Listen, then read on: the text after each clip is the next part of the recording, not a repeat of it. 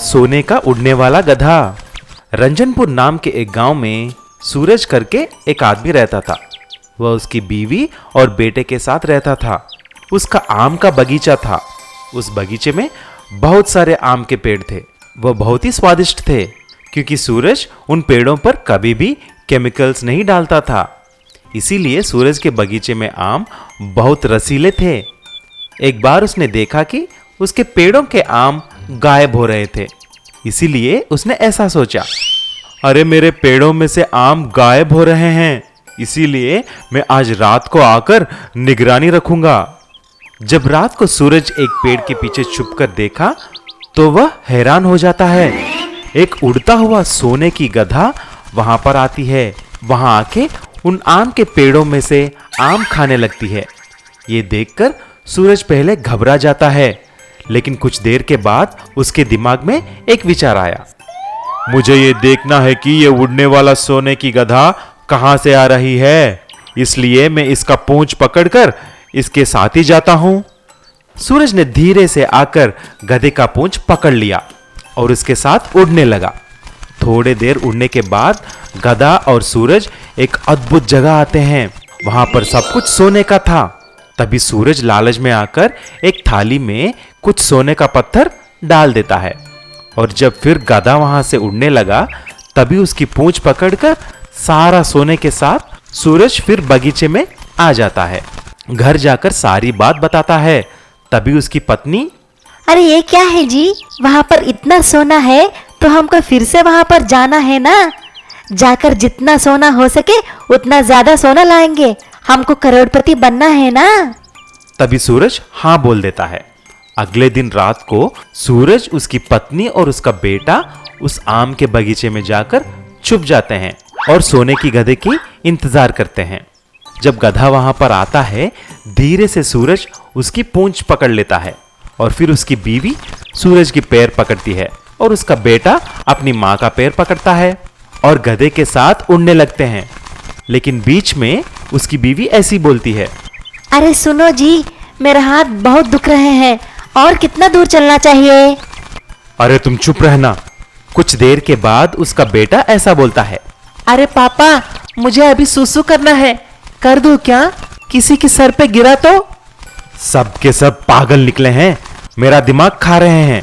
तुम और तुम्हारे बेटे को एक तमाचा दूंगा, चुप रहो। ऐसा बोलकर सूरज ने गलती से हाथ छोड़ दिया। तभी सभी आकर एक तालाब में गिर जाते हैं।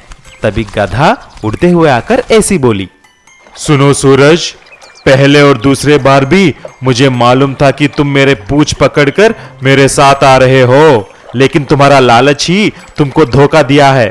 जो है उसी से संतुष्ट रहो, तुम्हारा जीवन अच्छा रहेगा। ऐसा बोलकर गधा वहां से चला गया। एक जंगल में वहां का राजा शेर से सभी जानवर डरते थे। राजा को जब भी भूख लगती थी, कोई ना कोई जानवर को शिकार करके खा लेता था। एक दिन जब शेर को बहुत प्यास लगा तो वो नदी के किनारे आकर पानी पी रही थी, लेकिन अचानक शेर का पैर एक गड्ढे में गीली मिट्टी की वजह से दब जाती है और शेर वहां फंस जाती है। जितना कोशिश करने के बाद भी शेर का पांव नहीं निकलता है। तभी शेर नदी के आसपास जो जानवर थे उनको बुलाती है, अरे कोई मुझे बचाओ, मेरा पांव यहाँ पर दब गया है, बाहर नहीं आ रहा है, दया करके मुझे बचा लो। सभी जानवर शेर को सहायता करने के लिए डरते थे। कोई भी जानवर नजदीक नहीं आती थी। सारे जानवर डरते थे कि अगर शेर के नजदीक जाएंगे तो कहीं शेर उसको खा ना जाए। ऐसा ही 2 दिन तक शेर वहीं पर रह जाती है और कोई भी उसे मदद करने नहीं आता है। तभी एक भालू उसको देखता है और शेर को बचाने वहां आता है। शेर भाई, तुम घबराओ मत, मैं तुम्हें निकालता हूं। ऐसा बोलकर भालू खूब कोशिश करके किसी तरह शेर की पांव को बाहर निकालता है। तभी शेर खुश होकर भालू से ऐसा बोलता है, भालू भाई, तुम्हारा धन्यवाद है, तुमने मेरा बहुत उपकार किया है। अगर चाहो तो तुम मेरे साथ ही रह सकते हो, मेरा शिकार में आधा हिस्सा मैं तुम्हें दे दूंगा। ऐसा बोलते ही भालू मान जाता है और वह दोनों अच्छे दोस्त बन जाते हैं। जंगल में सब इनकी दोस्ती देखकर जलते थे, क्योंकि दोनों बहुत ताकतवर थे। शेर के बीवी को भी भालू और शेर का दोस्ती अच्छी नहीं लगती थी, क्योंकि शिकार का आधा हिस्सा तो भालू ही खा जाता है। ये बात जब शेर और शेरनी बात कर रहे होते हैं तो भालू को सुनाई देता है। अगले दिन भालू शेर के पास जाकर ऐसा बोलता है, अरे शेर भाई, अब हमको अलविदा करने का वक्त आ गया है। लगता है तुम्हारी बीवी को मैं यहाँ रहना अच्छी नहीं लगती है, इसीलिए मुझे अभी यहाँ से चले जाना चाहिए। अरे मेरी बीवी पागल है, उसको क्या पता कैसे तुमने मेरे जान बचाई है। तुमको मेरे साथ ही रहना होगा। नहीं शेर भाई, अगर मैं यहाँ रहा तो मेरा वजह से आप दोनों झगड़ने लगेंगे और ये बात अच्छी नहीं है। हम दूर होकर भी अच्छे दोस्त रह सकते हैं। बात दूरी की नहीं, बात तो दिल की है। मैं जहां भी रहूंगा तुमको याद करूंगा। मुझे अच्छा नहीं लगता कि मेरे कारण आपके परिवार में झगड़े हो, इसी में हमारी भलाई है भाई। ऐसा बोलते ही शेर भालू का बात मान जाता है और भारी मन से भालू को अलविदा कहती है। लेकिन भालू और शेर हमेशा हमेशा के लिए बहुत अच्छी दोस्त रहते हैं। सीख, हमें दोस्ती का कद्र हमेशा करनी चाहिए। समझदार मुर्गा। एक मुर्गा और एक कुत्ता दोनों बहुत अच्छे दोस्त थे। एक दिन वो दोनों जंगल की सैर करने निकले। चलते चलते अंधेरा हो गया। फिर दोनों ने एक बड़े पेड़ के नीचे रात बिताई। ककड़ाक्का! कुत्ते भाई, अब मैं थक चुका हूँ, यहीं कहीं आराम करते हैं। ये पेड़ बहुत अच्छा लग रहा है, यहीं आराम करते हैं। तुम भी यहीं आराम करो ना, मैं तो पेड़ पर चढ़ रहा हूँ। ठीक है भाई, तुम पेड़ पर जाओ, मैं भी यहीं कहीं सो जाऊंगा।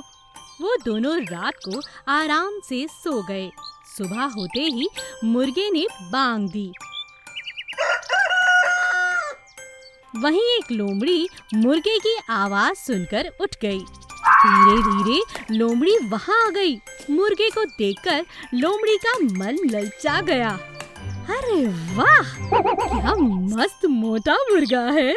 इसको खा के तो 2-3 दिन तक भूख भी नहीं लगेगी। सुबह सुबह कितना बढ़िया मुर्गा दिखा है। मुर्गा ऊंचा बैठा था। लोमड़ी पेड़ के चारों ओर चक्कर लगाने लगी और मुर्गे से कहने लगी, अरे दोस्त, मैं सुबह तुम्हारी मीठी मीठी आवाज सुनकर उठ गई। मेरा मन कर रहा है कि तुमसे एक बार हाथ जरूर मिलाऊं। बड़े दिनों बाद आज की सुबह इतनी प्यारी लग रही है। अरे सच में? क्यों नहीं, मैं अभी नीचे आता हूँ। मुर्गा लोमड़ी की चाल समझ गया था।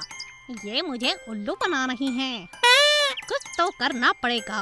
एक काम करो, नीचे जो चौकीदार है इससे कहो हमारी सीढ़ी लगाए और हम नीचे उतर के तुमसे हाथ मिला लेंगे। इसमें क्या बड़ी बात है। जैसे ही लोमड़ी ने कुत्ते को जगाया, कुत्ता लोमड़ी पर झपट गया और लोमड़ी को मार डाला। बढ़िया दोस्त, तुम मेरा इशारा समझ गए थे, इसीलिए तुमने इस पर वार किया। नहीं तो आज ये मेरा नाश्ता करने का प्रोग्राम बना कर आई थी। अरे मेरे दोस्त मुर्गे, मैं तुम्हारी रक्षा के लिए हमेशा तैयार हूँ। चलो आगे का रास्ता तय करते हैं।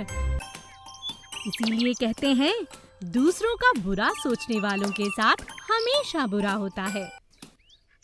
रामपुर नाम के गांव में रामू नाम का एक धोबी अपने घोड़े बादल के साथ रहा करता था। वह घोड़े के ऊपर गंदे कपड़े रखता, तालाब पर जाकर उन्हें धोता और अच्छे पैसे कमाता।